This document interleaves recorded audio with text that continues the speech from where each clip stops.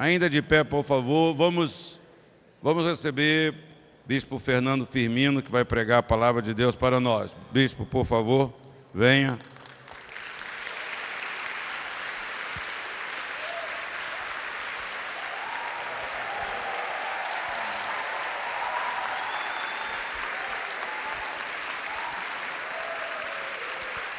Amém.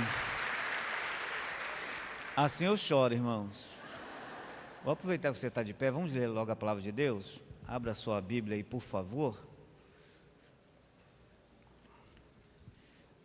No Evangelho segundo escreveu João, capítulo 6, versículos de 1 a 13.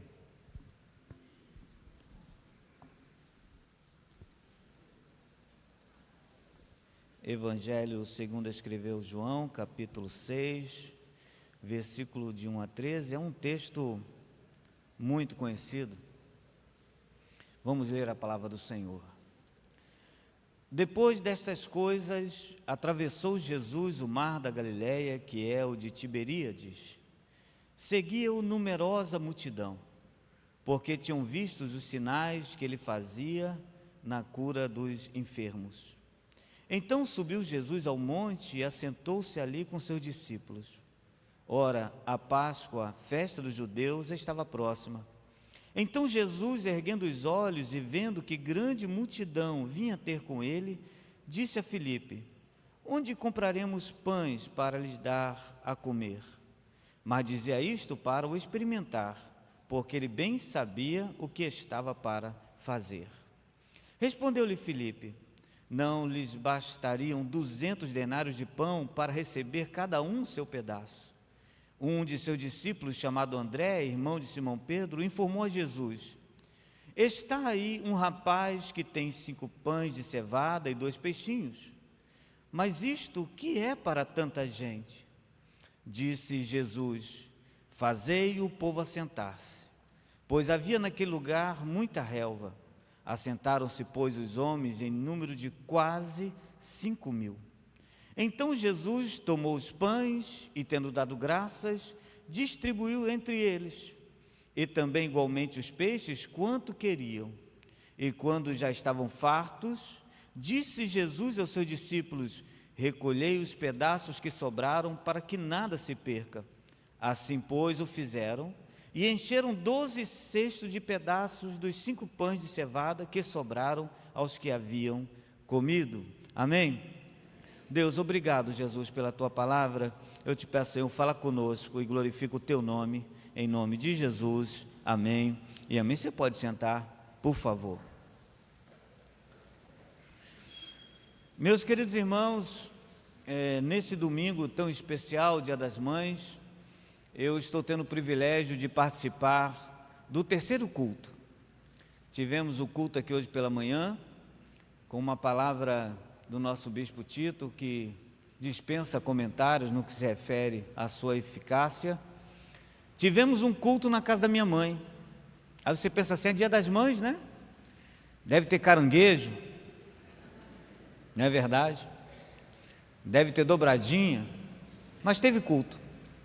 E nesse culto lá, minha mãe, de uma forma assim muito incisiva, né, a matriarca, ela mandou que todos se reunissem na sala, e tinha ali neta, netos, filhos, e uma bisneta que ainda está para nascer, já estava ouvindo aquele culto.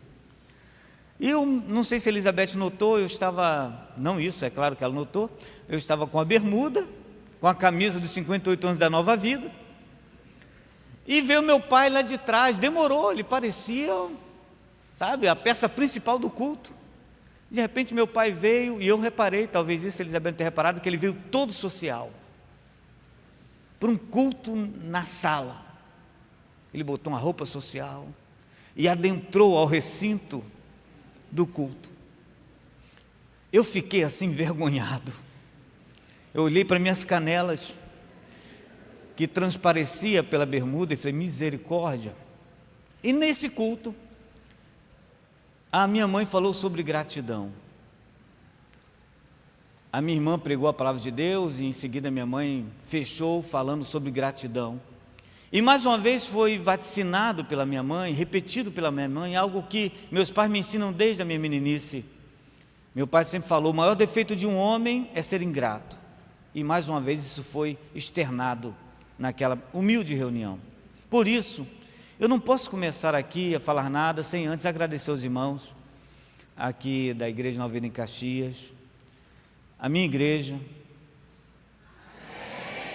Graças a Deus. Pelo carinho, pela amizade. Falta-me palavras e, como sempre tenho falado aqui, repetido quando venho, eu não só sei que você ora por mim, eu sinto a sua oração. Tem me fortalecido naquele lugar. Trago o abraço aqui da Igreja Nova Vida em Araripina, nossos queridos irmãos que lá estão. Quero agradecer aos irmãos também que nos ajudaram, que contribuíram na compra do ônibus para a nossa igreja. Próximo dia 10, não tem nada a ver com oferta, tá bom, irmãos? Porém, mas no próximo dia 10 nós vamos pagar a última prestação do ônibus.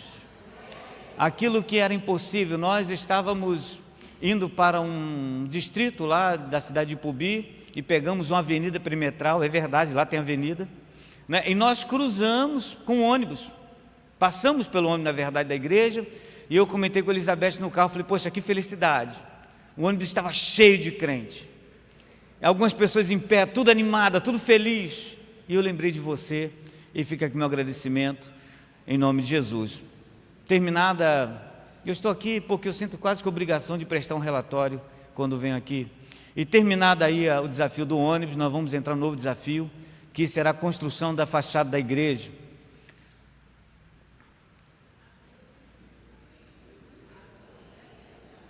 Como vai ser? Não sei. Essa foto não tem nada a ver com a oferta, porém, Deus é que faz a obra, não é verdade? Deus é que trabalha no coração. Vamos começar essa obra, a prefeitura, graças a Deus, já autorizou o início dela, e eu tenho certeza, irmãos, que Deus vai nos dar condições de começarmos e concluirmos para a glória de Deus, e você faz parte disso. Por isso, ao Senhor toda a glória, todo louvor e toda adoração, porque por Ele, para Ele, são todas as coisas. Glória ao nosso Deus. Amém. Vamos à palavra de Deus. Eu vou começar essa palavra lendo para você uma reportagem do jornal o Globo, do dia 2 de maio desse ano. Uma reportagem que me incomodou demais, na verdade me deixou muito atribulado.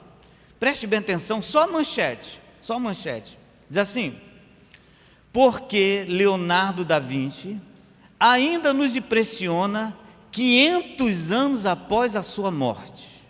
E continuava a manchete da reportagem: o 5º centenário da morte do gênio renascentista está sendo celebrado com exposições ao redor do mundo. Isso me inquietou, me deixou assim muito preocupado, por 2 motivos. Primeiro, que 500 anos são 500 anos. Pare para pensar nisso. 500 anos de morte. Então, isso não foi contabilizado ou contado os seus anos de vida. Ele está dizendo que os 500 anos de morte dele, ainda, né, todo esse período, ainda esse homem, Leonardo da Vinci, é lembrado, relembrado e celebrado. Isso me incomodou. E a segunda coisa que me incomodou é porque eu estou vivo. Eu não morri ainda. E ninguém botou na reportagem: Fernando Firmino nos impressiona. Eu fiquei imaginando, ora, o homem morreu há 500 anos, impressiona. Deixa eu explicar para você algo muito importante. Nessa reportagem, irmãos, nos traz um quadro do que o mundo entende por eternizar um homem. O mundo eterniza um homem através da sua obra, quer seja literária, quer seja científica, quer seja de qualquer outro âmbito, quem sabe até artística também. Essas obras eternizam o homem. Se você, no mundo secular, fizer uma obra tremenda, uma obra que venha mexer com a população mundial, que venha trazer ao mundo uma certa melhoria, saiba que você será eternizado pela obra. Todavia, no reino de Deus, nem sempre isso acontece. No reino de Deus, nem sempre essa premissa é verdadeira. Nem sempre essa lógica, ela é comungada pela Bíblia Sagrada. Existem, sim, eu sei, que obras registradas na Bíblia Sagrada que eternizaram homens, a exemplo do Templo de Salomão, a exemplo dos escritos do apóstolo Paulo, é verdade. Mas também existem muitos textos da Bíblia Sagrada, obras que foram eternizadas sem um homem aparecer. Obras que se tornaram eternas, que se prolongaram até o dia de hoje, sem que você saiba nem sequer o nome da pessoa. E eu fiquei pensando, afinal, irmãos, o que é mais importante? A obra ou o homem? O feito ou o agente do feito? E então, é claro, eu me lembrei de um momento, eu até citei isso lá na igreja, na presença do Bispo Miguel, na festa, quando eu estava apresentando o pastor Isaías para pregar, que eu fui pregar em uma igreja, um determinado congresso, e tinha outros palestrantes, e o pastor chamou todos os palestrantes em cima do altar e começou a apresentar um por um, e eu era o último, eram 3 palestrantes, eu era o último, e ele falou assim: está conosco o pastor fulano, e disse o nome dele todo, e falou assim: mestre não sei o que, pastor não sei de onde, contou um monte de qualidades, e eu lá. Aí chegou para o segundo, da mesma forma, isso, aquilo, cientista, não sei o que, não sei o que, não sei o que, e o pessoal aplaudiu, e só ficou eu. Ele olhou para mim e não me conhecia, e ele falou assim: qual o seu nome? Aí eu falei assim: Fernando Firmino. Aí ele disse assim: está conosco Fernando Firmino. Aí parou, eu tenho certeza que ele tentou imaginar: gente, o que eu falo? Qual o currículo desse moço? Eu fiquei constrangido por ele. Ele falou: Fernando Firmino, crente. Amém. É bem verdade também, irmãos, que antes dessa festa que houve ontem, dessa ordenação episcopal, a qual sou muito grato pela Nova Vida, por isso, eu também fui apresentado minha ordenação em uma determinada igreja, né? E nessa igreja também, da mesma forma, eu não posso falar qual igreja, mas está no estado de São Paulo, né? Foi falado assim: vai ser ordenado a bispo 3 pastores, um teólogo, PhD, fala hebraico, fala grego, fala não sei o que, tal, tal. E eu falei: vai chegar a minha vez, né? Eu estava lá assistindo pela internet, falei: agora é minha vez. Pastor Josué de Brasília dirigiu Goiânia, ajuda o bispo Antônio, falou, é agora. E eu estou lá sentadinho na minha cadeira, de repente vem o pastor, e o pastor Fernando, o pastor do bode.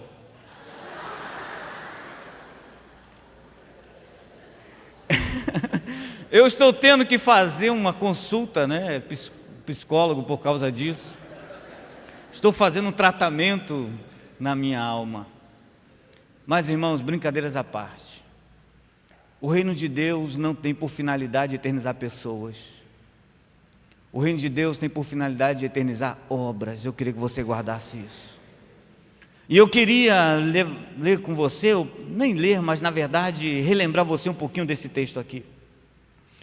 Eu não sei se você já teve curiosidade de pesquisar o nome desse menino que tinha os pães e os peixes. Alguém já teve? Se você teve, acredito que você ficou frustrado igual a mim. Ninguém sabe o nome dele. Ninguém. Se você procurar o evangelista Lucas, que ele mesmo cita isso, que escreveu o seu tratado com muita pesquisa, e diz ele, uma pesquisa acurada, dedicada. Esse homem que eu sempre, quando quero detalhes de alguma passagem dos evangelhos, eu me recorro a Lucas, por causa desse detalhe da sua pesquisa. Ele trata mais ou menos assim: havia entre eles os pães e os peixes, como se os pães e os peixes estivessem flutuando e aparecesse ali. João, mais misericordioso, na sua escrita, ele fala assim: havia um menino. Quem era esse menino? O que esse menino queria? Ele sai de casa com a merenda. Aquilo era para ele. Aquilo era para o seu próprio sustento. Ele tinha um objetivo. E qual era o objetivo? O objetivo que ele tinha era se aproximar de Jesus. Eu não sei o que ele iria pedir. Não sei se ele deixou na sua casa um problema insolúvel. Eu não sei se ele deixou na sua casa, quem sabe, alguém paralítico. Não sei. Como eu queria saber. Mas eu sei que aquele menino foi. E se você for a Israel, muitos aqui já foram, mas se você não for e for, você vai saber que aquele mar, se está na Bíblia, é uma grande lagoa. E quando Jesus chega de um lado do mar, ele chama os seus discípulos e fala assim: pegue o barco, nós vamos para o outro lado. E quando eles vão para o outro lado, o que a multidão faz? A multidão não dispersa, não desiste. A multidão sabia que era uma lagoa. O que eles fizeram? Eles rodearam a lagoa, percorreram a lagoa. E quando chegaram do outro lado, já era noite. E quem estava no meio daquela multidão? O menino. O que me chama a atenção aqui é que aquele menino, apesar de ter levado o lanche para ele, ele não comeu. Não sei se ele tinha no coração, não sei o que houve, mas ele achou por bem carregar aquilo. E quando chega do outro lado, Jesus então olha para a multidão, você acompanhou no texto, e para provar os seus discípulos mais próximos, ele fala assim: como eu vou fazer para alimentar esse povo? E o discípulo fala assim: Senhor, podíamos ter dinheiro aqui, mas não tem condição de alimentar tanta gente, não tem lugar aberto também. Eu não sei como, mas André, eles descobre, não sei se era conhecido o menino, mas Jesus, tem um menino aqui. Irmãos, como eu fico frustrado, por que não falou o nome desse moço? Eu tenho quase certeza, o nome não era Fernando, mas o sobrenome era Firmino. Pela sua persistência, isso eu tenho certeza, quem sabe era Fernando Firmino. E esse discípulo chega para aquele menino e fala assim: olha, Jesus está falando de comida. Irmãos, se eu fosse aquele menino, desculpa a minha sinceridade. Não, sinceridade não se pede desculpa, né? Mas se eu sou aquele menino andando o dia todo atrás de Jesus, e chega um discípulo e fala assim: me dá o pão e o peixe, o que eu ia falar? Na tua mão? Não vou nada. Eu estou o dia todo para andar atrás de Jesus e dou na mão dele. Eu quero estar perto dele. Você não faria isso não? Mas aquele menino dá aos seus discípulos Jesus. Jesus então pega aqueles pães e aqueles poucos peixes e ele faz uma oração. Algum tempo atrás foi pedido a um moço para orar por uma pessoa que estava enferma. A pessoa estava com câncer, fase terminal. Aqueles irmãos que quando oram, não somente o vocabulário muda, mas também o seu tom de voz, né? Seu timbre de voz parece que é incorporado por alguma coisa. Ore agora por essa pessoa. E ele começou: querido Deus, segundo o teu beneplácito, no profundo da tua alma. E fez uma oração longínqua que eu já estava cansado. Vai curando, vai curando. Irmãos, orar por alguém assim é muito difícil, não é? Agora imagina orar para alimentar uma multidão de 5.000 homens, porque as mulheres não eram contadas. 5.000 homens, com poucos pães e poucos peixes. Como é que seria a sua oração, sinceramente? Você iria orar para aquele pão, iria se ajoelhar, iria bater a cabeça no chão? Jesus pega aquele pão e peixe, levanta e fala assim: Pai, graças te dou. Lê no texto. Jesus agradeceu. Irmãos, Jesus é tremendo. Vamos voltar para o menino. O que o menino fazia naquela multidão? Eu acredito que ele ficou olhando para os pãozinhos dele, para o peixinho dele, e falou: meu Deus, o pouquinho que eu trouxe está na mão do mestre. O pouquinho que estava comigo agora está com ele. E eu acredito que ele ficou assim na expectativa: o que vai acontecer? Eu não sei se você já parou para pensar, mas algumas pessoas acreditam que quando Jesus orou, os pães e os peixes se multiplicaram na mão de Jesus. Jesus ficou assim: gente, pega cesto. Não. Eram os mesmos pães e os mesmos peixes. Eu já contei isso aqui para você, vou repetir. Jesus chega para os discípulos e fala assim: faça uma fila aqui. A multidão de 5.000 sentadinha, porque Jesus não opera na bagunça. Jesus não opera na inquietude, Ele manda sentar, Ele manda acalmar o coração. Talvez você não foi abençoado nele porque você não acalmou o seu coração. Calma, Deus está contigo. Povo sentado, Jesus manda os discípulos ficarem numa fila. Quantos pães, irmãos? 5 pães ou quantos peixes? 2 peixes, 5 pães, 5.000 pessoas. Você já comeu, você já estava com muita fome, e só lhe restou um biscoito recheado? Já aconteceu isso com você? Comigo inúmeras vezes. Era o último biscoitinho da embalagem, aquele redondinho que vem um recheio no meio. Aí o que você faz? Você está com muita fome, só tem um biscoito. Você tira uma parte, lição de pobre. Você tira uma parte, come, aí depois você vai, não sei se lambendo ou comendo o recheio. A lição de pobre. Aí depois você vai e come o restante. Por quê? Porque você quer que aquilo perdure. Não é verdade? Você está rindo, mas agora eu vou perguntar. Quem aqui já fez isso? Você está na igreja. Olha aí como é que Deus fala. É desse jeito mesmo. Imagina Jesus multiplicando 5 pães para 5.000 pessoas. Ele podia dar o pão todo? Você acha que podia? Não. Jesus pega um pedaço do pão e dá. O discípulo olhou para o pedaço do pão. Agora é o peixe, 2 peixes, não era uma baleia? O menino que carregava, Jesus pega um pedacinho do peixe. Talvez a cauda, é cauda ou é rabo? Cauda mesmo? É. Talvez um pedacinho menor, eram 2 peixes. Toma aqui. Aí o discípulo pega, olhou assim para o pão, olhou para o peixe. Vem você. Aí vai ele. Já foi um pedaço do pão, mais um pedacinho do pedaço. Toma. E agora o que nós vamos fazer? Você espalha aí, você vai para onde tem 100, você para onde tem 50, você vai para onde tem 200. Imagina, irmãos, você com um pedacinho de pão na mão, um pedacinho de peixe para alimentar 100, como é que você ia fazer? Eu acredito que se for assim, não, vai multiplicar, vai acontecer alguma coisa, vai, não tem jeito. Quando chegou lá que olhou o pessoal, como você dividiria esse pão? Você daria todo o pedaço que tem na sua mão? Não. Você pegaria um pedaço do pedaço, né? Toma aqui. Acredito em si e falo, meu Deus, vai acontecer alguma coisa.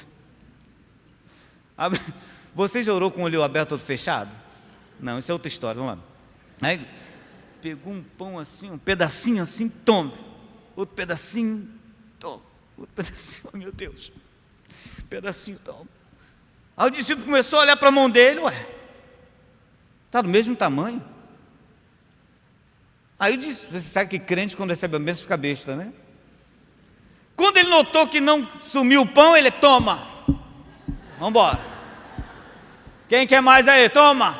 E o pessoal pegava aquele pedacinho de pão pequenininho. Aí ele olhou assim, eu andei o dia todo atrás de Jesus. Como é que eu vou comer esse pedacinho de peixe, pedacinho de pão? Aí começaram a comer. Olhar para a mão, tem pão ainda. Pegou o peixe, pedacinho do peixe. Olhou para o peixe, tem ainda. Aí começaram a comer, então, Aí de repente, está lá Pedro lá entregando, e de repente alguém grita, Pedro! Aí ele falou, sabia que ia dar errado. O que houve? Está sobrando, eu não aguento mais comer. Onde multiplicou? Na mão das pessoas. Você entende isso? E eu quero dizer para você o seguinte, que a obra que se eterniza, ela tem 3 características. 3. A primeira característica é quando essa obra é feita para as pessoas e nas pessoas. Ela será eterna. Quando, alguns anos atrás, nós saímos aqui da igreja, não sei se foi domingo à noite, perdoe-me não ser tão exato, pegamos a linha vermelha e próximo a uma comunidade, nosso carro enguiçou. De imediato, eu creio que uma ação de Deus, apareceu uma viatura da polícia militar, parou um pouquinho à frente do nosso carro, desceu um soldado assim muito educado, com um fuzil maior que ele, e perguntou assim, algum problema, senhor? Eu falei, meu carro enguiçou. Eles se posicionaram próximo do carro e falaram assim, nós só vamos sair daqui quando o reboque chegar. Eu não sei o nome deles, mas todas as vezes quando eu passo lá, eu me lembro do que eles fizeram por mim. Quando você faz alguma coisa para as pessoas e nas pessoas, esse feito se torna eterno. Você já ouviu alguém falar para você assim, eu nunca vou esquecer do que você fez? Já? O que a pessoa está dizendo? Você vai ser esquecido. Não se engane, não se equivoque. Um dia seu nome não saberei mais, um dia seu endereço não saberei mais, mas o que você fez por mim ficará dentro de mim. Tem pessoas que não eternizam os seus feitos porque não fazem para as pessoas, fazem para si. Fazem pensando no retorno, fazem pensando naquilo que eles podem ganhar, naquilo que eles podem receber em troca. Isso não se eterniza, isso é efêmero. Isso é como o sino que soa, mas quando a obra é feita nas pessoas e para as pessoas, isso se eterniza para sempre. O que esse menino fez para que o seu feito se eternizasse, não foi o seu nome, foi porque ele abençoou vidas.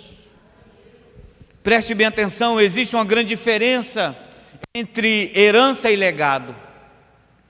Herança é aquilo que você dá para um número limitado de pessoas, você dá para as pessoas, um número limitado. Legado é aquilo que você deixa para as pessoas ou nas pessoas, em um número limitado. Muitos crentes, muitos pais estão preocupados em deixar herança para os filhos, mas não se preocupam em deixar legado para os filhos. Legado de um bom caráter, de uma sinceridade. E uma pesquisa feita há alguns anos atrás, se anos, não sei exatamente, me deixou muito estarrecido.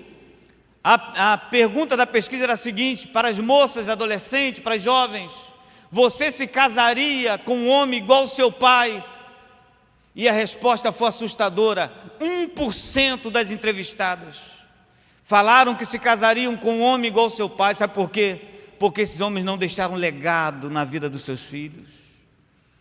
Querido, minha querida irmã, se preocupe em fazer obra para as pessoas e nas pessoas, porque se você fizer isso, seu nome não será lembrado, mas o nome de Jesus será glorificado.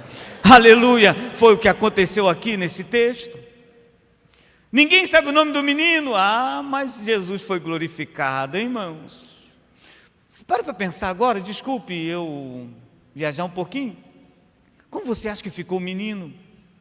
Quando todo mundo ficava: esse é o Filho de Deus, Jesus multiplicou os pães. Como você acha que ficou o menino? Será que o menino correu, tocou na veste de Jesus e falou: Jesus, mas o pão era meu? Não. Eu acredito que aquele menino se uniu àquela multidão e começou a dizer: bendito é aquele que vem em nome do Senhor. A Ele seja a glória, a Ele seja o louvor e a Ele seja a adoração. Aleluia! Sirva pessoas. Agora tem um problema, irmãos, e esse problema é sério.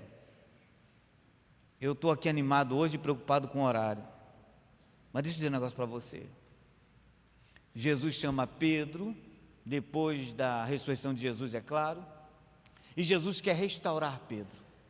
E ele faz uma pergunta para Pedro, e essa pergunta se repete por 3 vezes. Você sabe qual foi a pergunta? Você me ama? Pedro: Senhor, tu sabes que eu te amo.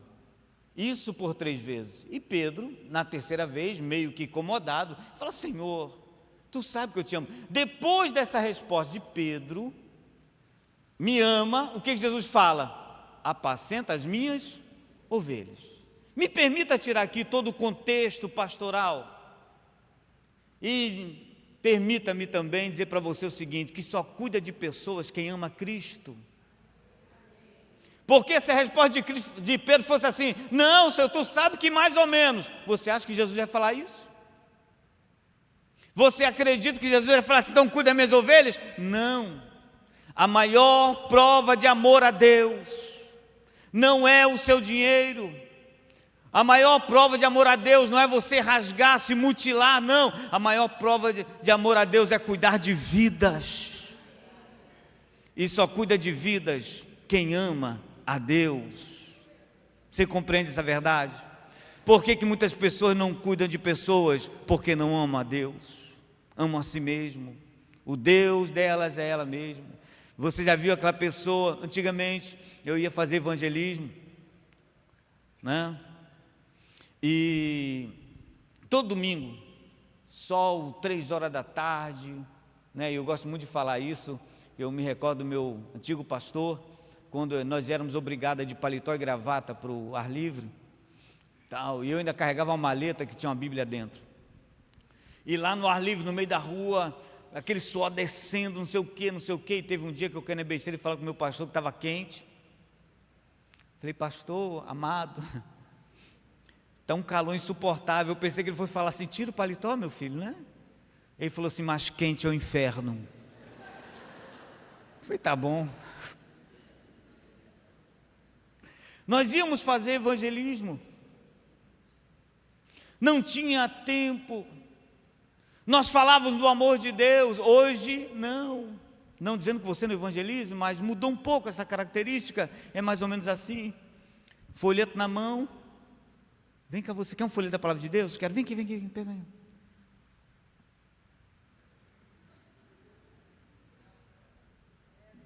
Partiu fazer a obra. Isso ama pessoas? O que a sua mão direita faz, que a sua esquerda não saiba.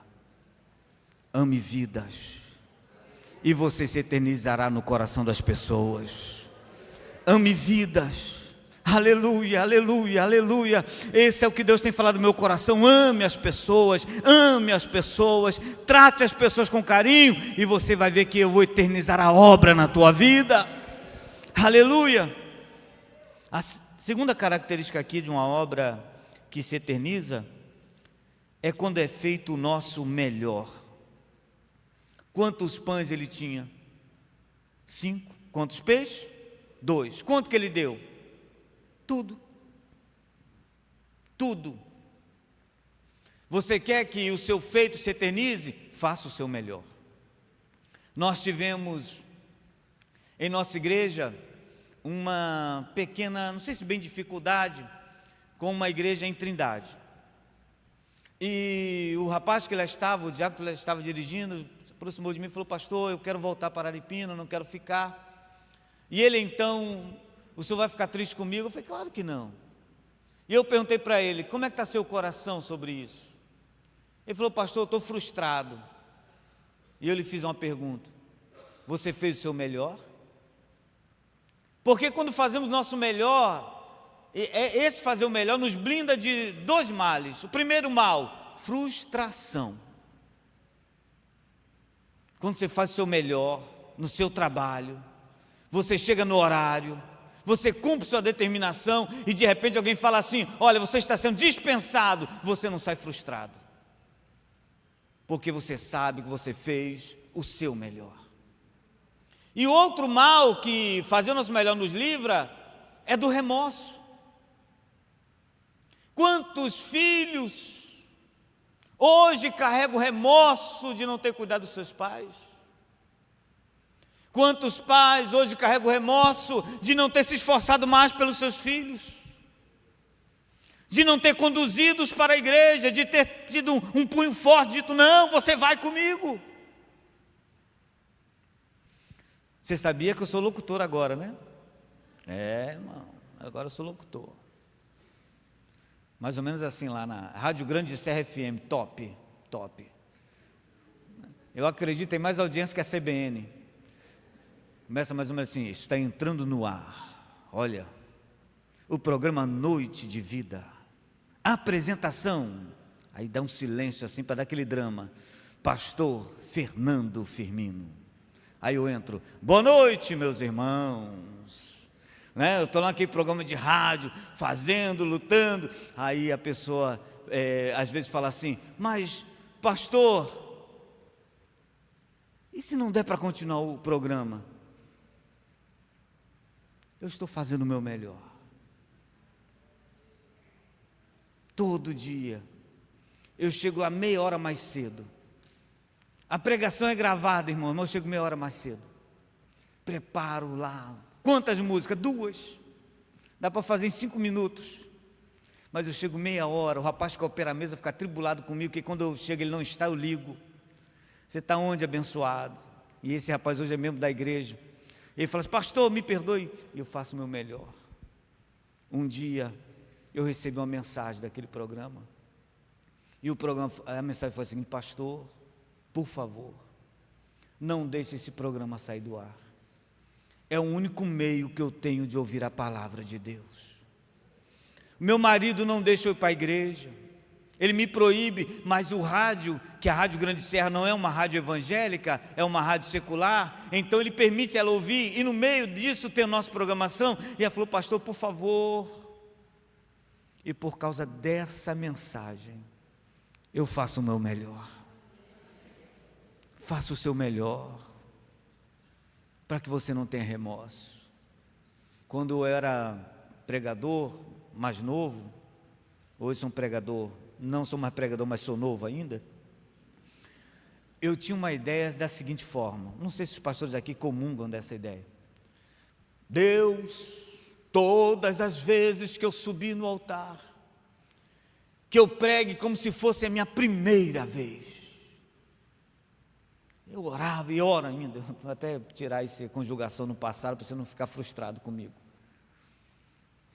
Teve um dia que eu estava preparando a mensagem e eu fiz essa oração repetida: Senhor, que eu pregue como se fosse a minha primeira vez. Deus me interrompeu e falou assim: não, você tem que pregar como se fosse a última vez, como se você não tivesse mais tempo de corrigir, como se você não tivesse mais contato com aquela pessoa. Faça o seu melhor. Ore pelo seu filho, abrace o seu filho, aproveite o tempo com a sua esposa, faça o seu melhor na obra de Deus, porque quando é feito o melhor, essa obra se eterniza. Amém, irmãos? Bom, vamos aqui à última característica de uma obra que se torna eterna. E agora que vai, como diz o pessoal, um pentecostal, a tampa da chaleira vai voar. Ou vai envergar o ginásio. Como é que você gosta do negócio? Sabe qual é a terceira característica de uma obra que se eterniza? Quando entendemos que o nosso pouco é potencializado nas mãos de Jesus, ela se eterniza. Aquele menino tinha pouco, ele poderia chegar e falar assim: eu não vou dar não, porque isso não vai sustentar, isso não vai cuidar. É pouco, mas nas mãos de Jesus, aleluia, nas mãos de Jesus, o pouquinho que você faz se potencializa. Nós abrimos um trabalho em um distrito da cidade de Ipubi chamado Serrolândia, e procuramos lugar e não encontramos uma casa, não tínhamos nenhum membro da igreja que morava por lá, e achamos uma lojinha de conveniência de um posto de gasolina. A loja é tão grande, que quando saímos de lá, o dono do posto fez um banheiro na loja. Deu para você ter ideia do tamanho? Botava a cadeira lá de fora e a gente pregava dentro da igreja, dentro do salãozinho. Mas eu precisava de um endereço. Abrimos aquele pequeno grupo de vida ali, sem nenhum membro. E eu pedi 2 irmãos que ficassem lá, entre eles o Daniel. E numa quarta-feira, eu achei por bem ir lá em Serrolândia, sem avisar. Peguei meu carro e fui. Quando cheguei em Serrolândia, a lojinha estava aberta, no horário certo, no horário devido. E quando eu entrei, estava o Daniel de joelho dobrado. Não tinha ninguém. Ele e o Fernando, que estava sentadinho numa cadeira de bermuda, que ele estava andando na rua e passou e ficou lá. E o Daniel orando. Aquilo me comoveu. E eu fiquei pensando: meu Deus, onde isso vai dar? O que vai acontecer? É tão pouco, é um lugarzinho, é um irmão que está orando. Sabe o que aconteceu? Há 9 dias atrás, abrimos a igreja Nova Vida em Serrolândia, para a glória de Deus, aleluia, porque o pouquinho na mão de Deus, ele é muito, aleluia. Uma das coisas que eu acho, ou penso, né, quem acha não sabe nada, mas eu penso que nós às vezes falamos errado como crentes, é quando nós falamos assim: agora só me resta orar. Parece que a oração é assim: não tenho o que fazer, eu vou orar e vou passar o tempo. É só uma oração. Hoje, lá no segundo culto que eu participei, me foi dada a oportunidade, porque tem tudo certinho, irmão, no culto. Não é um negócio assim, a revelia. O culto lá começa, quem vai ler a Bíblia, né? E minha mãe fala que quem dirige é o Espírito Santo, mas ela que dá o hino, a palavra que vai ser lida, né? O que você vai falar, mas o Espírito Santo é quem manda. E me foi dada uma oportunidade para externar alguma coisa. Na verdade, eu que levantei a mão, acho que eu passaria até desapercebido. E eu estava lembrando meus irmãos, minhas irmãs, meus pais, sobre Zacarias, aquele sacerdote, que a sua esposa não tinha filhos. A Bíblia fala que ele já era avançado em dias, velho, uma certa idade. E em dado momento ele foi sorteado para entrar no templo. Em outras palavras, ele não tinha uma expectativa de que naquele dia ele fosse escalado para alguma coisa. Você está sendo sorteado, vai lá e acende o incenso. Acho que foi isso a função dele. E ele vai acender. Você sabe muito bem que na época de Jesus, uma mulher estéril, ela era considerada quase que amaldiçoada. Imagina um sacerdote sem filho. Aquele homem entra no templo e quando ele entra no templo tem um anjo. E o anjo fala assim: a tua oração foi ouvida. Eu pergunto a você, que oração? Ele não orou nem para entrar no templo, ele foi sorteado. Você acredita que ele orava ainda por filho? Claro que não. Ele orou há muitos anos atrás e ele acredita que ele fala assim: que oração? Que oração foi atendida? O anjo fala assim: você vai ter um filho. Quanto tempo foi isso? Anos-luz atrás. A verdade é, irmãos, que a oração não tem prazo de validade. Se você orou e colocou nas mãos de Jesus, no tempo certo vai prosperar, no tempo certo vai cumprir, no tempo certo vai acontecer. Aleluia, glorificado seja o Senhor. Estou me empolgando. Conheço um jovem que se afastou da casa do Senhor, se envolveu com coisas erradas. Quando fala coisa errada, você já entendeu? Drogas e tantas outras coisas. E esse jovem tinha uma família crente. E todas as vezes quando esse rapaz chegava de madrugada, de uma forma assim, sorrateira, para que seus pais não acordassem com a sua chegada fora de hora, ele encontrava a sua mãe de joelho dobrado no sofá da sala. E esse jovem tinha o cuidado de ouvir o que a mãe estava orando, e a mãe não orava outra coisa a não ser: Jesus, salva o meu filho. Era só uma mãe. Sabe o que aconteceu com esse jovem? Ontem ele foi ordenado ao ministério episcopal. Esse jovem está aqui, fruto de uma oração de uma mulher, que talvez você fale assim: mas é só oração. Coloque nas mãos de Jesus. Nas mãos de Jesus vai multiplicar, aleluia. Faça e entregue nas mãos do Senhor. Ah, Deus, eu queria tanto fazer mais pelo Senhor, mas eu só tenho esse pouquinho, só sei fazer isso.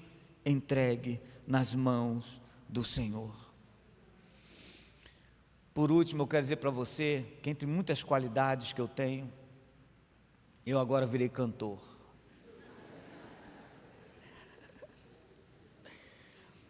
Eu cismei. Sabe de uma coisa? Você fica fazendo eu rir, irmão.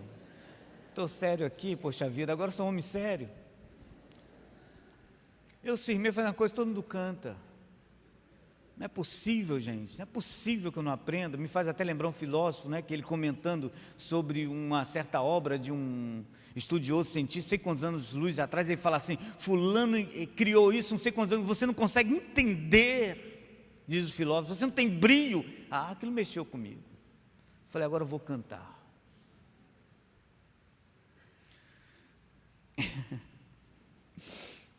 Eu estou falando tudo isso para você não rir quando eu cantar.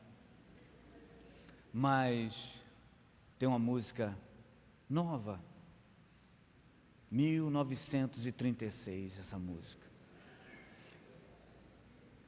Ela dizia mais ou menos assim: quando tudo perante o Senhor estiver, e todo o teu ser Ele controlar, só então há de ver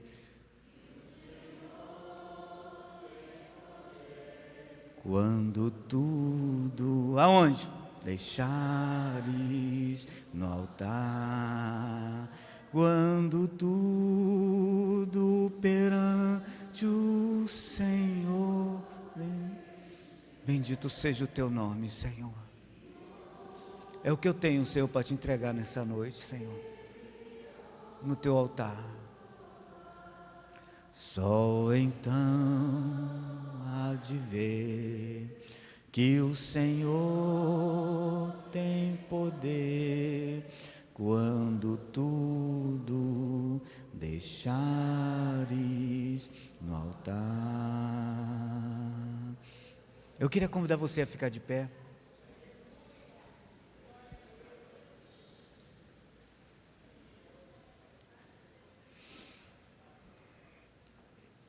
Eu vou continuar cantando. Gostei. Em fervente oração, tens o teu coração na presença de Deus derramar. Oh, não queiras fluir o que estás a pedir, sem que tudo abandones no altar. Quando tudo perante o Senhor estiver e todo o teu ser Ele controlar,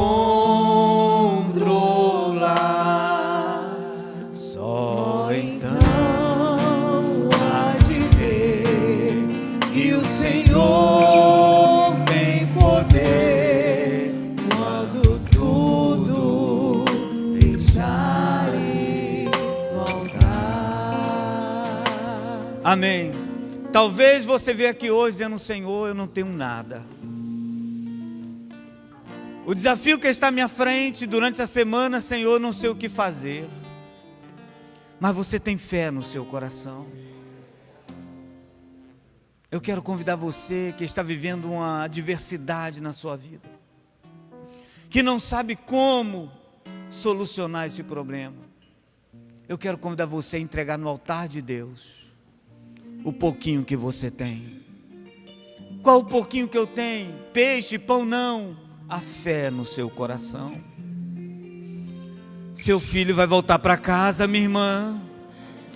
Aleluia, seu filho vai voltar para casa, minha irmã. Porque Jesus liberta das drogas. Jesus liberta as pessoas das drogas. Eu quero convidar você a vir aqui à frente. Vou pedir aos irmãos que cantem, fiquei inibido agora. Queria pedir a você que vem aqui à frente agora, entregar no altar de Deus o pouquinho que você tem. Quando tudo perante o Senhor estiver e todo teu ser Ele controlar, só então há de ver que o Senhor tem poder, quando tudo deixares voltar.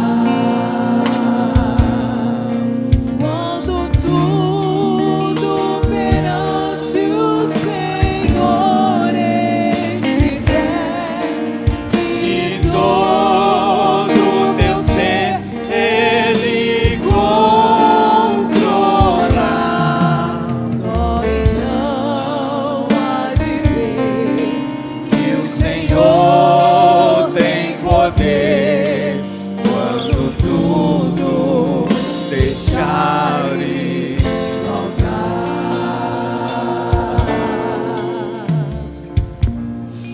Entregue agora ao Senhor.